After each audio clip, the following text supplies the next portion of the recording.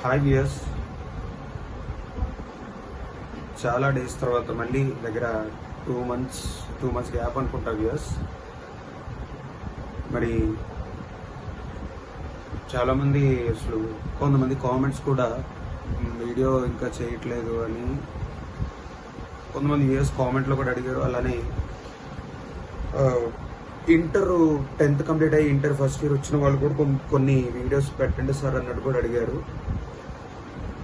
అయితే దానికి సంబంధించిన కొన్ని వీడియోస్ అప్లోడ్ చేద్దామని కూడా డిసైడ్ అయ్యాను. కాబట్టి మళ్ళీ చాలా డేస్ తర్వాత అంటే చిన్న పర్సనల్ కొన్ని మ్యాటర్ ఉండడం వల్ల నేను రాలేకపోయాను వీడియోస్ మరి. కాబట్టి ఈరోజు క్లాసు మరి కెమిస్ట్రీలో ఇంటర్మీడియట్ ఫస్ట్ ఇయర్ దానికి సంబంధించిన క్లాసు ఈరోజు స్టార్ట్ చేస్తాను వ్యూస్. మరి ఆ టాపిక్ మనకి ఏంటంటే ప్రీవియస్గా 10th క్లాస్లో కానీ 9th క్లాస్లో కానీ అది సిబిఎస్ఈ బోర్డ్ అయినా ఎస్ఎస్సి బోర్డ్ అయినా జనరల్గా వచ్చే టాపిక్కే అది. అదేంటంటే స్ట్రక్చర్ ఆఫ్ ఆటమ్ అని మనకున్న చాప్టరు మనకి 10th క్లాస్లో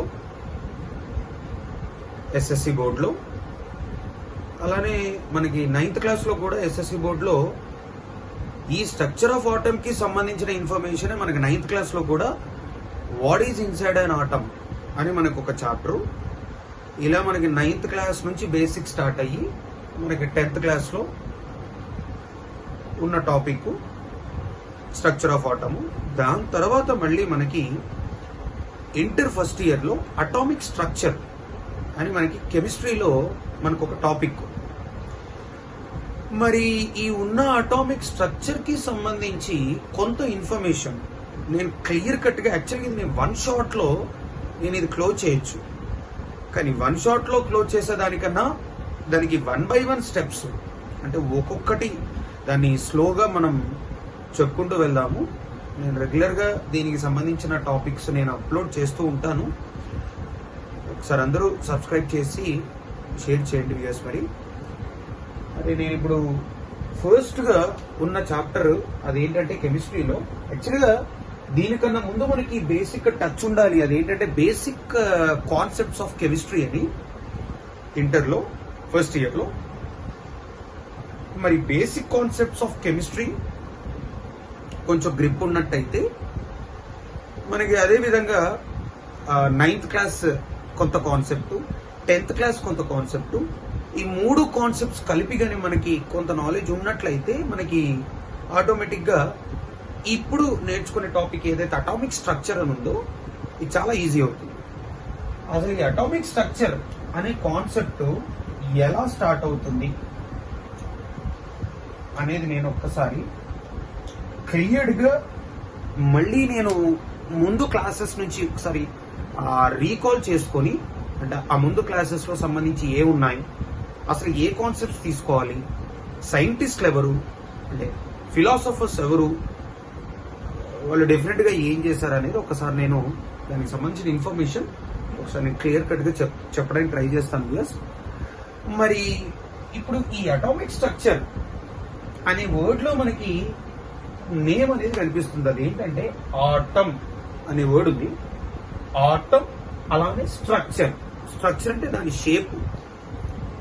ఆ ఆటంకు ఉన్న షేప్ ఏంటి అనేది మనకి ఇక్కడ చాప్టర్ నేమ్. అదే మనకి ఇంటర్లో ఫస్ట్ ఇయర్లో ఉన్న టాపిక్ అటామిక్ స్ట్రక్చర్. అయితే దీనికి సంబంధించిన కాన్సెప్ట్స్ నేను ఎక్కడి నుంచి స్టార్ట్ చేస్తానంటే, ఫస్ట్ అసలు ఈ ఆటమ్ అనేది ఎక్కడి నుంచి వచ్చింది, మనం ఎక్కడి నుంచి తీసుకుంటాం అనేది ఫస్ట్ చెప్తున్నాం. ఇంకొకటి వ్యూయర్స్, మనకి ఎన్నో వీడియోస్ ఉంటాయి యూట్యూబ్లో, కానీ టోటల్గా క్లాసెస్ చెప్పినవన్నీ కూడా తెలుగులో మనకి ఉన్న తక్కువ వీడియోస్. అంటే టోటల్ సబ్జెక్టు చెప్పేది తెలుగులో తక్కువ. మీరు చాలా చూసుంటారు జనరల్గా వేదాంతం అని కానీ వేరే వేరే యూట్యూబ్ మనకు ఉన్నాయి. ఆ వాటిలో మనకి ఉంటే లాంగ్వేజ్ హిందీలో ఉంటుంది లేదా ఇంగ్లీష్లో ఉంటుంది. కానీ మనకు తెలుగు లాంగ్వేజ్లో యూట్యూబ్లో క్లాసెస్కి సంబంధించి తక్కువ. కాబట్టి కంపల్సరీ వీడియోస్ని యూజ్ చేస్తారు అనుకుంటున్నాను. ఎస్, మరి యూజ్ చేసుకోండి జాగ్రత్తగా ఈ వీడియోస్ని. నోట్స్ కూడా రాసుకోండి. ఎస్, నేను దాన్ని ఆ నోట్స్ ఎలా ప్రిపేర్ చేయాలనేది కూడా నేను ఈ క్లాస్లోనే మీకు అర్థమైపోతుంది. సరే చూద్దాం. సరే, ఫస్ట్ మనకి మ్యాటర్ అనేది ఒక వర్డ్. మ్యాటర్, ఈ మ్యాటర్ నుంచి వచ్చింది మనకి మాలిక్యూల్స్. ఈ మాలిక్యూల్స్ నుంచి వచ్చేది మనకి ఆటం. మరి ఈ ఆటం నుంచి వచ్చేది ఏంటి మనకి అనేది ఇక్కడ క్వశ్చన్. జాగ్రత్త చూడండి. ఈ ఆటం నుంచి వచ్చేది మనకి ఏంటి అనే టాపిక్కే నేర్చుకునే చాప్టరు అటామిక్ స్ట్రక్చర్. ఇప్పుడు మీకు కొన్ని క్వశ్చన్స్ రేజ్ అవుతాయి. యాక్చువల్గా సార్ అసలు మ్యాటర్ అంటే ఏంటి అనేది ఇక్కడ క్వశ్చన్. నేను మళ్ళీ మాలిక్యూల్స్ ఎంటర్ అవ్వను, ఎందుకంటే ఆల్రెడీ మాలిక్యూల్స్ అంటే ఏంటి, ఎలిమెంట్స్ అంటే ఏంటి, అలానే ఆ కాంపౌండ్స్ అంటే ఏంటి, అలానే ఆటమ్స్ అంటే ఏంటి, ఆల్రెడీ మనకి ప్రీవియస్ గా 9th క్లాస్ లో నాలెడ్జ్ ఉంది. అది ఏ చాప్టర్ మనకు ఉంది అంటే atoms, molecules and chemical reactions 9th class లో ఒక చాప్టర్ అది. కాబట్టి నేను మళ్ళీ మాలిక్యూల్స్ ఎంటర్ అవ్వను. ఈ చాప్టర్ లో మనకి ఏది అవసరమో నేను అదే చెప్తాను. ఇప్పుడు నేను అది ఏంటి అసలు అనేది ఒకసారి చెప్తా చూడండి. అది దానికి ఏం అవసరం అంటే మ్యాటర్ అనే వర్డ్ మనకి ఇక్కడ అవసరం. సరే, అసలు మ్యాటర్ అంటే ఏంటి అనేది ఇక్కడ క్వశ్చన్ చూస్తే ఇది చాలా ఈజీ వర్డ్. అదేంటి తెలుసా? Basic unit. Basic unit. Sir అసలు బేసిక్ యూనిట్ అంటే ఏంటి సార్? అంటే స్మాల్ అని, ఇనిషియల్ అని. బేసిక్ యూనిట్ అంటే మనకి స్మాల్ ఒక పార్ట్ అన్నమాట. ఆ ఒక పార్ట్ ని మనం ఏమంటామంటే మ్యాటర్ అంటాం. సార్ అసలు దానికి ఏమైనా డెఫినేషన్ ఉందా సార్? ఎస్, దానికి ఒక డెఫినేషన్ కూడా ఉంది మ్యాటర్ కి.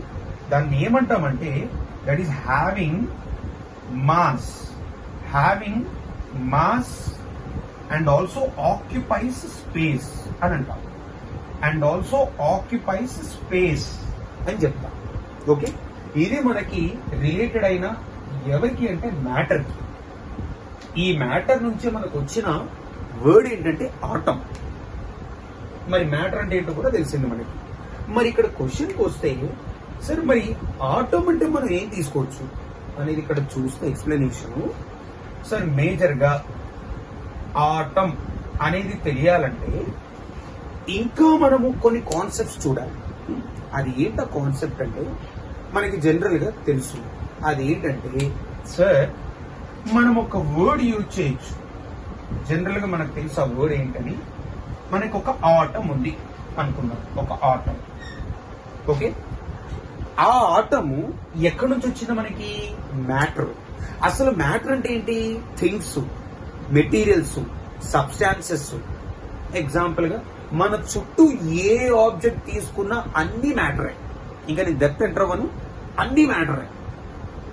ఆ మ్యాటర్ లో ఒక పార్ట్, ఆ ఒక పార్టే మనకి ఇక్కడ ఆటము. దాని నుంచి మనకు వచ్చిందనమాట, అది మ్యాటర్. సార్ మరి ఆటం అంటే ఏంటంటే చూడండి, అదొక మెటీరియల్ అనుకుందాం, ఒక సబ్స్టాన్స్ అనుకుందాం.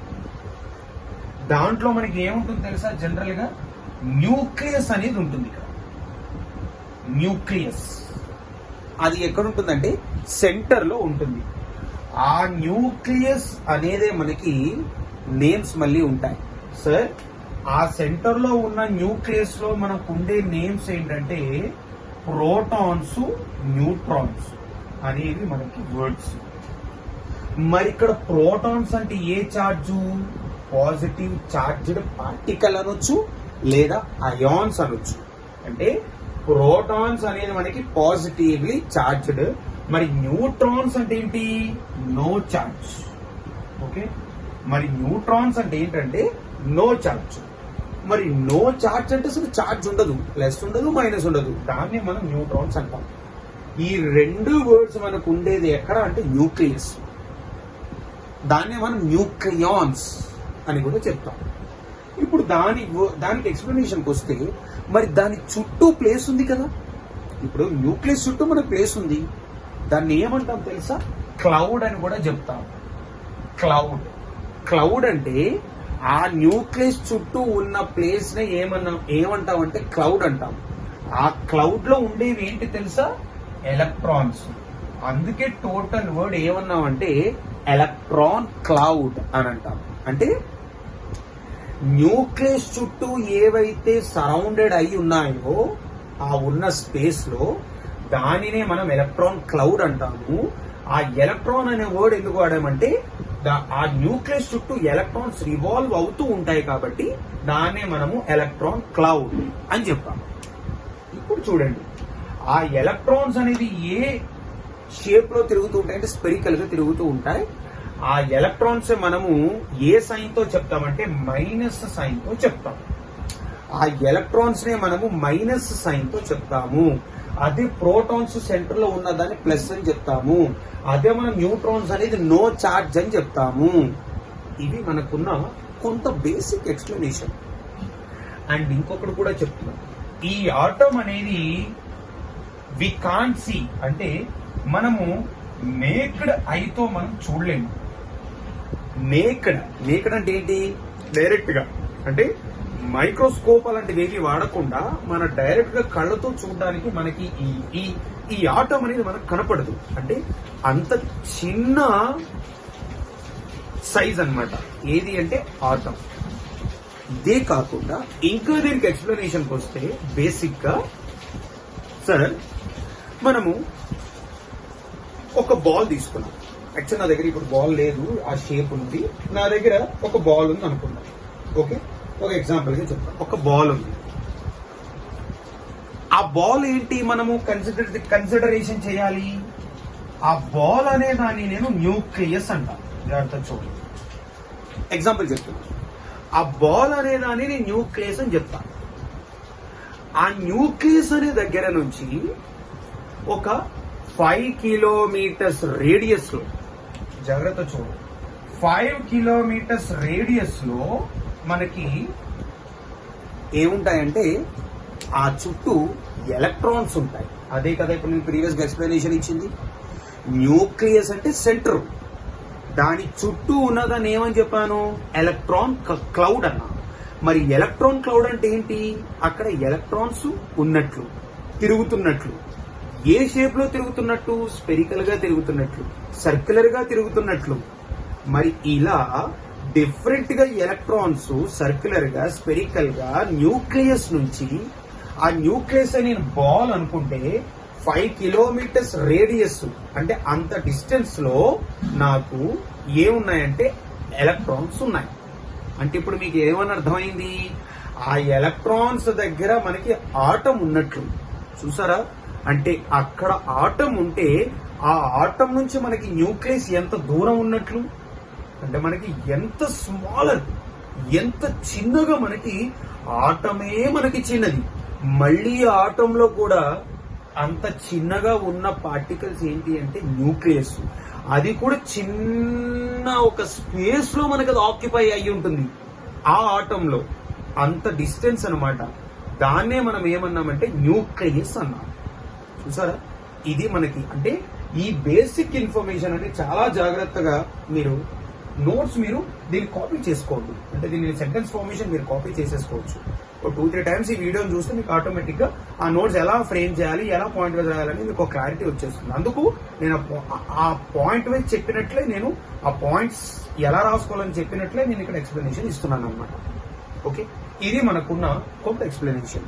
అయితే మనకి డిఫరెంట్ గా సైంటిస్ట్స్ మనకి 1807 అనుకుంటాను, వ్యూస్ కరెక్ట్ గుర్తులేదు. 1807, 1808, 1807 అనుకుంటాను.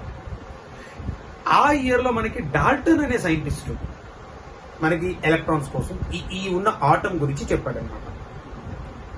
నెక్స్ట్ సైంటిస్ట్ థామ్సన్, ఆయన మనకి చెప్పింది 1897. ఎవరు దేని గురించి అంటే ఆటం గురించి.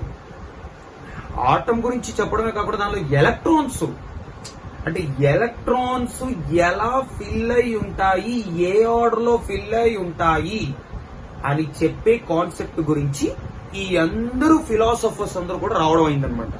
అది ఏంటో ఫస్ట్ ఫిలాసఫర్ ఎవరని చెప్పాను? డాల్టన్.